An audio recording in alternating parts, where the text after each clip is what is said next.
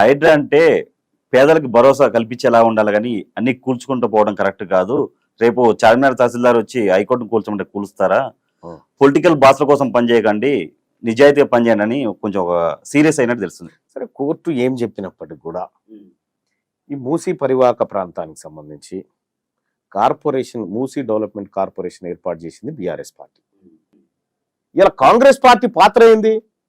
మరి కేసీఆర్ గారి ఆలోచనే కదా మూసీ సుందరీకరణ. మరి కేసీఆర్ గారి ఆలోచన ఇంప్లిమెంట్ చేస్తున్నామని చెప్పుకోండి.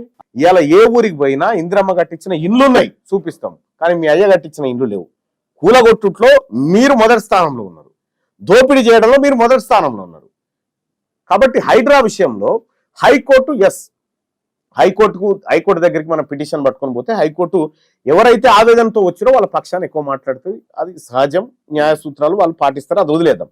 ఇక్కడ ప్రస్తుతం కూడా కాంగ్రెస్ పార్టీ ఏం చేస్తూ ఉందండి, అక్కడ ఉన్నటువంటి పేదలను స్వచ్ఛందంగా పోయి అమ్మ మీకు డబుల్ బెడ్రూమ్ ఇల్లు ఇస్తున్నాము, ఇది మూసీ పరివాహక ప్రాంతము, ఏది మూసీలో కట్టినటువంటి ఇల్లు అక్రమ నిర్మాణము, ఇక్కడ వరదలు వస్తే మీ జీవితాలు ఖరాబ్ అయిపోతాయి, ఈ మురికితోటి మీ పిల్లల భవిష్యత్తు నాశనం అవుతుంది, మీ ఆరోగ్యాలు దెబ్బతింటాయి అని పూర్తిగా చెప్తూ వాళ్ళని ఒప్పిస్తూ దాదాపు 162 మందికి నిన్నటి వరకు డబుల్ బెడ్రూమ్ ఇళ్లలోకి షిఫ్ట్ చేయడం జరిగింది.